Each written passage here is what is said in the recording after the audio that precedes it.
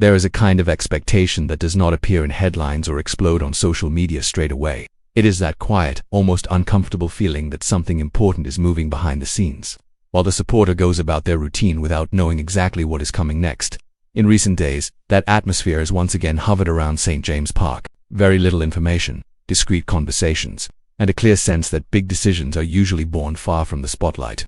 It is in this setting that this story begins, without yet revealing the name at the center of everything, but already leaving in the air the idea that Newcastle United could be close to taking action.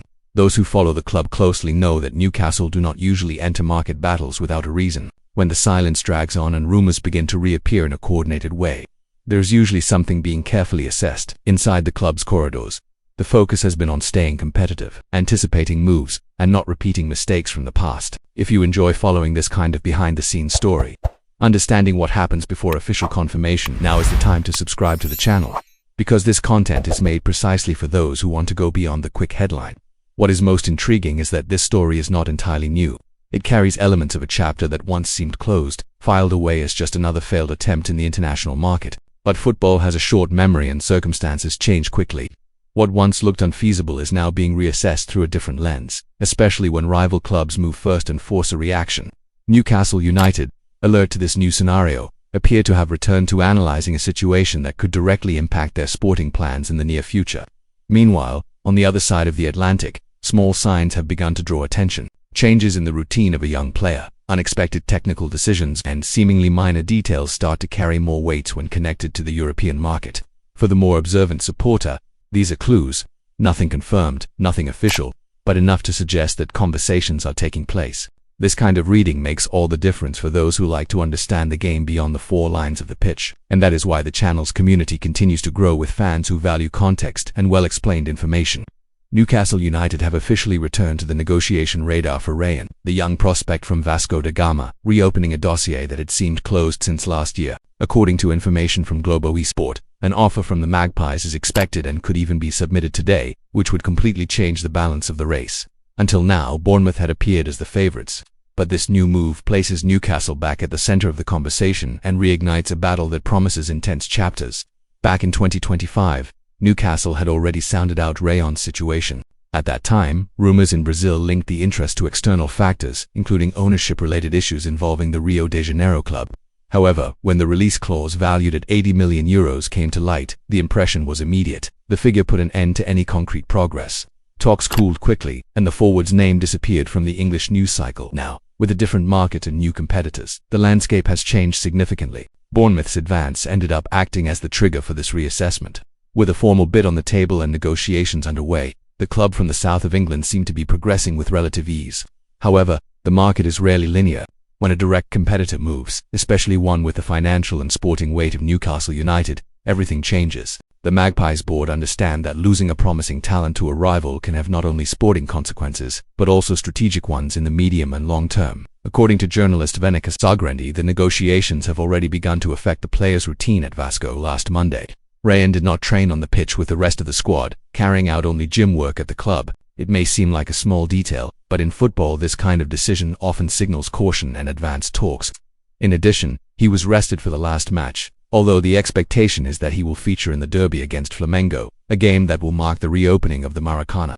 As has been widely reported in Brazil, Rayan has already, in principle, accepted the proposal presented by Bournemouth and is now waiting only for an agreement between the clubs. However, accepting an initial offer does not mean closing doors.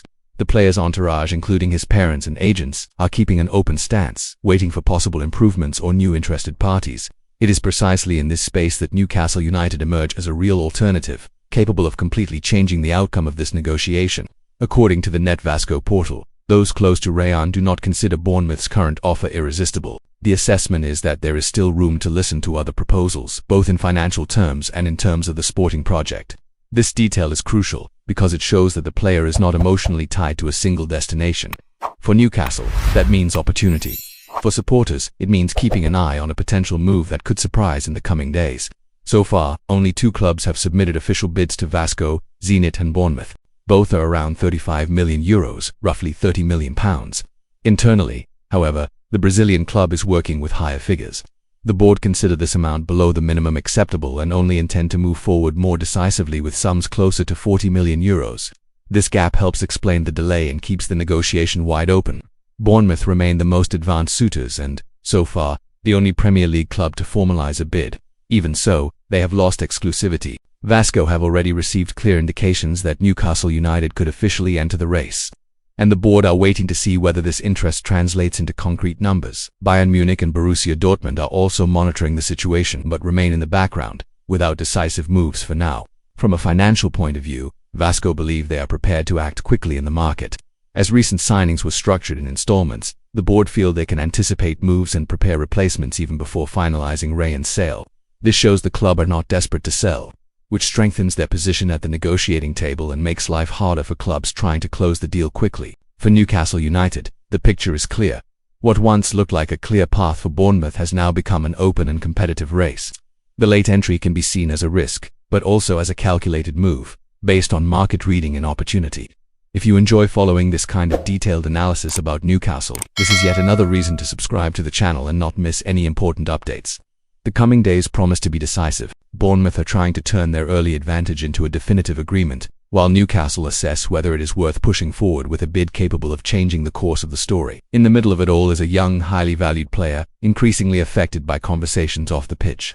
The outcome is still uncertain, but one thing is clear: Newcastle United are back in the game, and that changes everything in this negotiation.